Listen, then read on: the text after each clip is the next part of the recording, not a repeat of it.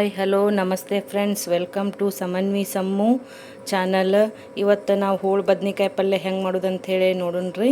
ನೋಡ್ರಿ, ಇದಕ್ಕೆ ನಾನು 3 ಬದ್ನಿಕಾಯಿ ತೊಗೊಂಡೇನಿ. 3 ಬದ್ನಿಕಾಯಿ ತೊಗೊಂಡು ಅವನ್ನ ಈ ರೀತಿ ಕಟ್ ಮಾಡ್ಕೊಂಡೇನಿ. ಕಟ್ ಮಾಡ್ಕೊಂಡು ನೀರೊಳಗೆ ಹಾಕಿ ಸ್ವಲ್ಪ ಅದಕ್ಕೆ ನೀರಿಗೆ ಉಪ್ಪು ಹಾಕೇನ್ರಿ. ಹಾಕಿ ಅಂದ್ರೆ ಕಪ್ಪಾಕಾವ ಇವ ಲಘುನ ಮಾಡುತ್ತಾನ ಅಂದ್ರೆ ಅದ್ರ ಸಲುವಾಗಿ ನಾವು ಒಂದು ಸ್ವಲ್ಪ ಉಪ್ಪು ಹಾಕಿ ಹಿಂಗೆ ಹೆಚ್ಚಿಟ್ಕೊಂಡೇನ್ರಿ. ಅದಕ್ಕೆ ಮತ್ತೆ ಏನು ಬೇಕಂತಂದ್ರೆ ಒಂದು ದೊಡ್ಡದ ಉಳ್ಳಾಗಡ್ಡಿ ಬೇಕ್ರಿ. ಆಮೇಲೆ ಒಂದು ಟೊಮೆಟೊ ಇದು ಮತ್ತು ಹಸಿ ಕೊಬ್ಬರಿಗೆ ನಾ ಏನೇನು ಹಾಕೇನಂದ್ರೆ ಹಸಿ ಕೊಬ್ಬರಿ, ಒಂದು ಸ್ವಲ್ಪ ಜೀರಿಗೆ, ಅಲ್ಲ, ಬೆಳ್ಳುಳ್ಳಿ ಹಾಕಿ ಕೊತ್ತಂಬರಿ ಹಾಕಿ ಹಿಂಗೆ ರುಬ್ಬಿಟ್ಕೊಂಡೇನು ನೋಡ್ರಿ ಅದನ್ನು.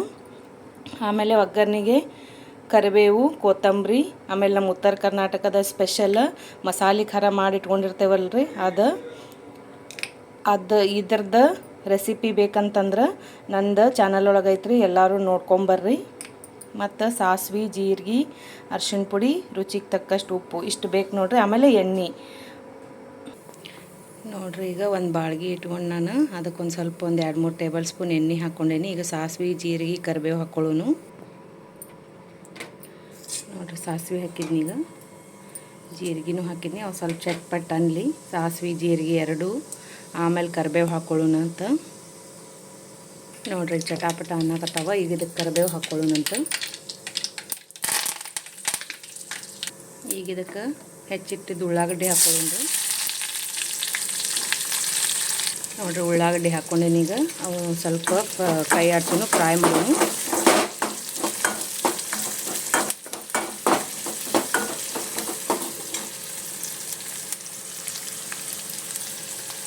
ಅರ್ಶಿಣ ಪುಡಿ ಹಾಕ್ಕೊಂಡ್ರಿ. ಅರ್ಶಿಣ ಪುಡಿ ಹಾಕ್ಕೊಂಡ್ಮೇಲೆ ಇದು ರುಬ್ಬಿಟ್ಕೊಂಡಿದ್ದ ಕೊಬ್ಬರಿ ಮತ್ತು ಹೆಚ್ಚಿಟ್ಟಿದ್ದ ಟೊಮೆಟೊ 2 ಹಾಕ್ಕೊಂಡ್ರಿ. ಈಗ ಇದಕ್ಕೆ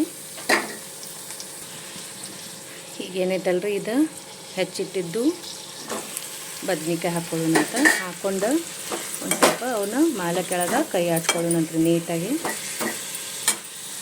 ನೋಡ್ರಿ ಎಷ್ಟು ಕಲರ್ಫುಲ್ಲಾಗಿ ಕಾಣಕತ್ತೈತೆ ನಮ್ಮ ಬದ್ನಿಕಾಯಿ ಹೋಳು ನೋಡ್ರಿ ಇಲ್ಲಿ. ಈಗ ಐತ್ಲ, ಇದಕ್ಕೆ ಒಂದು ಸ್ವಲ್ಪ ಗರಂ ಮಸಾಲ ಹಾಕ್ಕೊಳ್ಳೋಣ. ಇದು ಹೋಮ್ ಮೇಡ್ ಗರಂ ಮಸಾಲ ಐತ್ರಿ. ಇದ್ರದ್ದು ರೆಸಿಪಿ ಬೇಕಂದ್ರೆ ನನ್ನ ಚಾನಲ್ ಒಳಗೆ ಐತಿ, ಅದನ್ನು ಸತಕ್ಕೆ ನೋಡ್ಕೊಂಡು ಬರ್ರಿ. ಈಗೈತಲ್ಲ, ನಮ್ಮ ಉತ್ತರ ಕರ್ನಾಟಕದ ಸ್ಪೆಷಲ್ ಮಸಾಲೆ ಖಾರ ಹಾಕೇನು ನೋಡ್ರಿ. ಹಾಕಿ ಎಲ್ಲ ಕೈ ಆಡ್ಸ್ಕೊಳ್ಳೋನು ಮತ್ತು ರುಚಿಗೆ ತಕ್ಕಷ್ಟು ಉಪ್ಪನ್ನು ಈಗ ಹಾಕ್ಕೊಂಡು ಬಿಡೋನು. ಈಗೈತಲ್ರಿ, ಇದಕ್ಕೆ ನೀರು ಹಾಕ್ಕೊಳ್ಳೋನು.